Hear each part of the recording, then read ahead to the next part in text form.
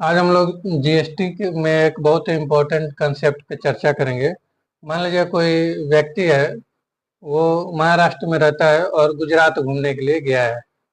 किसी भी स्टेट में है, वो दूसरे स्टेट में घूमने के लिए गया है और वो घूमने के लिए गया है और वहाँ पे उसको कोई चीज़ पसंद आती है, जैसे कि एक वॉच पसंद आई, घड़ी पसंद आ गई और घड़ी की कीमत है 20,000 रुपये।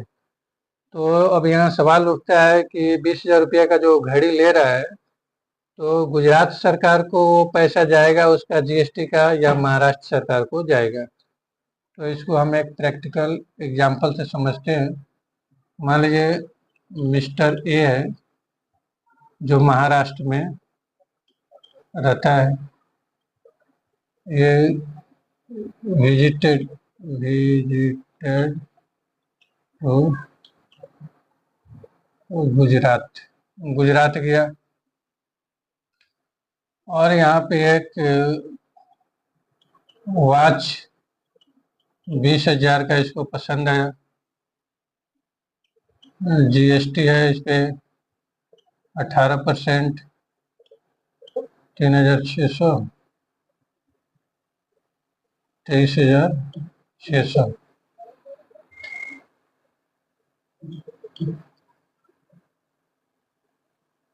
ये टीवी टैक्सेबल वैल्यू नहीं है, ये टोटल वैल्यू है। 23,600 की एक घड़ी पसंद किया जिसमें 3,600 का जीएसटी है। मिस्टर ए जो है महाराष्ट्र में है, अनरजिस्टर्ड है। अनरजिस्टर्ड है। गुजरात में एक शॉप है जो रजिस्टर्ड है। मिस्टर ए जो है महाराष्ट्र में अनरजिस्टर्ड है। वो विजिट करने के लिए गुजरात में गया 2 दिन के लिए, 1 दिन के लिए। तो वहाँ एक शॉप पर उसे एक वॉच पसंद आ गया। 20,000 रुपये का था, उस पर जीएसटी 18% लगा देने के बाद 23,600 में वो घड़ी उसको मिल रही थी। तो अब सवाल ये उठता है कि ये जो दुकानदार है, ये पैसा जो 23,600 ले रहा है, गुजरात का जो दुकानदार है, वो 3,600 गुजरात सरकार को देगा या महाराष्ट्र सरकार को देगा। तो यहाँ ये किस बात पे निर्भर करता है? तो जीएसटी लॉ यहाँ पे बोलता है, अगर 50,000 रुपये से, अगर 50,000 रुपये तक का अगर आप कोई भी सामान ले रहे हैं, तो जो दुकानदार है, जो रजिस्टर्ड व्यक्ति है, वो आपसे वो आपसे एड्रेस नहीं मांगेगा। वो बिना एड्रेस का भी बिल बना सकता है, अगर आप उसको नहीं बोलते हैं कि आप मेरे बिल में ये एड्रेस ऐड करो। 50,000 से कम का अगर आप कोई माल लेता है, तो बेचने वाला व्यक्ति चाहे तो आपसे वो एड्रेस नहीं ले सकता है, आपसे एड्रेस नहीं मांगेगा, वो अपने आधार पर बिल जनरेट करके आपको दे देगा। जीएसटी में भी इस लॉ को मान्य माना गया है कि मतलब बाध्य नहीं किया गया है। जीएसटी में भी ऐसा लॉ है कि अगर 50,000 तक का कोई माल बेचता है, तो बेचने वाला आपसे एड्रेस नहीं भी मांगेगा, तो वो बिलिंग करके आपको दे सकता है।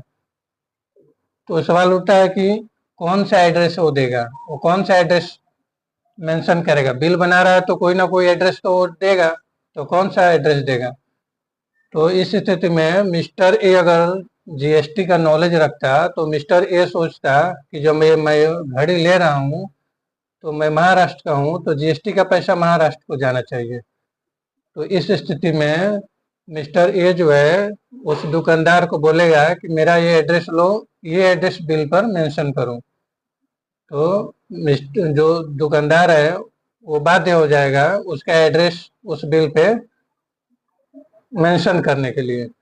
तो जब ये मिस्टर ए महाराष्ट्र का है, वो गुजरात वाले दुकानदार को बोल रहा है कि आप इस बिल पे मेरा महाराष्ट्र का एड्रेस ऐड करो, तो उस स्थिति में आईजीएसटी लगेगा।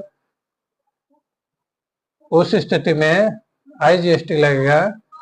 और अगर ये कुछ नहीं बोलता है, साइलेंट रह जाता है, तो गुजरात सरकार जो है, सॉरी गुजरात वो दुकानदार जो है, वो अपना सीजीएसटी एसजीएसटी लगाकर बिल इशू कर सकता है, इसमें कोई दिक्कत नहीं है। और मिस्टर ए अगर चाहता है कि नहीं, मैं तो यहाँ 1-2 दिन के लिए घूमने के लिए आया हूँ।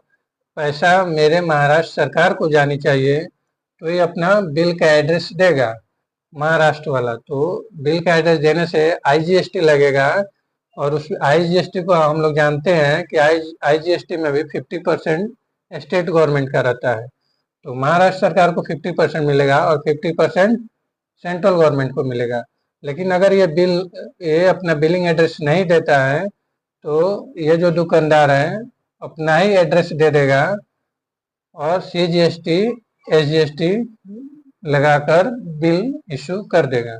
मतलब अगर ये बिल एड्रेस नहीं देता है तो आधा गुजरात गवर्नमेंट को जाएगा और आधा सेंट्रल गवर्नमेंट को जाएगा। तो यहाँ पे दो सिनारियो बनते हैं। अगर मिस्टर ए एड्रेस देता है तो आईजीएसटी लगेगा, और एड्रेस नहीं देता है तो सीजीएसटी एसजीएसटी लगेगा। ठीक है।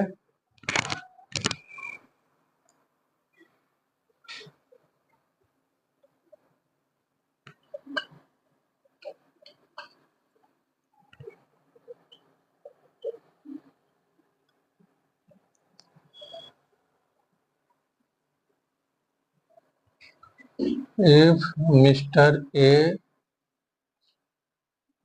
if Mr. A is given address to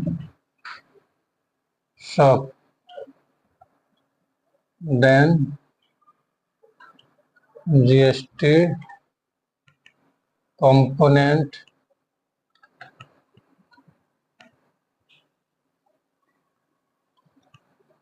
will be charged IGST only.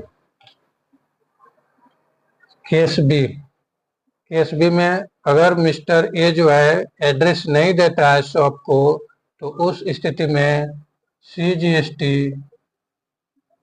और एसजीएसटी लगेगा। If address is not given by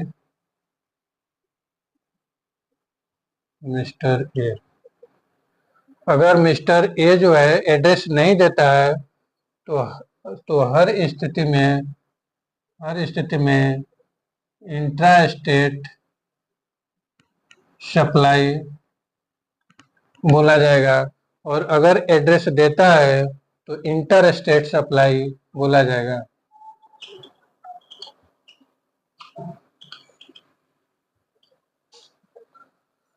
यहाँ पर प्लेस ऑफ सप्लाई क्या हो जाएगा? केस ए में प्लेस ऑफ सप्लाई क्या होगा? अगर ये एड्रेस दे देता है तो प्लेस ऑफ सप्लाई महाराष्ट्र हो जाएगा, और यहाँ प्लेस ऑफ सप्लाई क्या होगा? Location of supplier.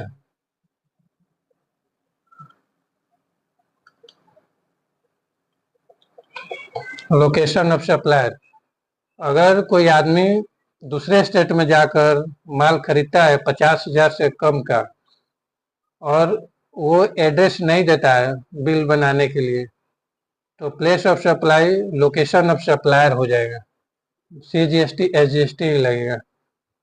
और अगर वो एड्रेस दे देता है, अगर वो दूसरे स्टेट का आदमी है जो घूमने के लिए गया था, तो उस स्थिति में इंटर स्टेट सप्लाई हो जाएगा, और प्लेस ऑफ सप्लाई जो हो जाएगा वो लोकेशन ऑफ परचेजर हो जाएगा। कंसेप्ट पे चर्चा करेंगे। मान लीजिए कोई अनरजिस्टर्ड व्यक्ति है, मिस्टर ए है अनरजिस्टर्ड। मिस्टर ए जो है अनरजिस्टर्ड है, इसने ऑर्डर किया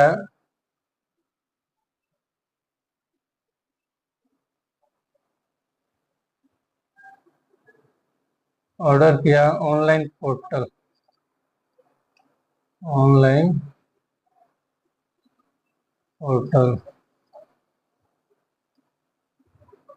इको इलेक्ट्रॉनिक कमर्शियल ऑपरेटर को। मिस्टर ए जो है अनरजिस्टर्ड है, ये ऑनलाइन पोर्टल पर अपना ऑर्डर बुक किया। ये रहता है दिल्ली, ये रहता है महाराष्ट्र में। ठीक है, बिलिंग एड्रेस इसका यही है।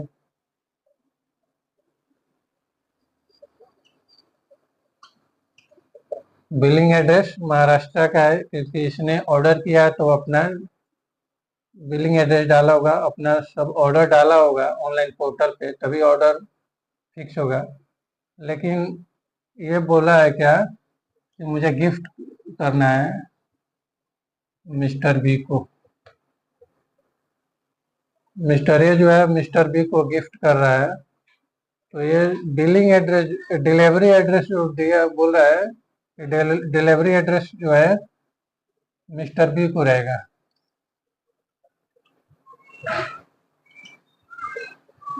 ठीक है, तो इस स्थिति में प्लेस ऑफ सप्लाई क्या होगा? मिस्टर ए जो है अनरजिस्टर्ड है, महाराष्ट्र में है, बिलिंग एड्रेस यही है, ऑनलाइन पोर्टल पे इसने माल बुक किया है इको के थ्रू, और मिस्टर ए बोलता है कि मुझे गिफ्ट करना है मिस्टर बी को। मतलब डिलीवरी एड्रेस क्या हो गया, गुड्स का डिलीवरी एड्रेस क्या हो गया? मिस्टर बी जो है सपोज कीजिए यूपी में रहता है, तो यहाँ पे प्लेस ऑफ सप्लाई क्या होगा? महाराष्ट्र होगा या यूपी होगा? क्या होगा? महाराष्ट्र और यूपी। तो यहाँ पे महाराष्ट्र नहीं होगा, यूपी होगा। जब भी ऑनलाइन पोर्टल से हम लोग इको से कोई माल मंगाते हैं, कोई भी गुड्स मंगाते हैं, तो डिलीवरी एड्रेस को प्लेस ऑफ सप्लाई बोला जाता है। ओके।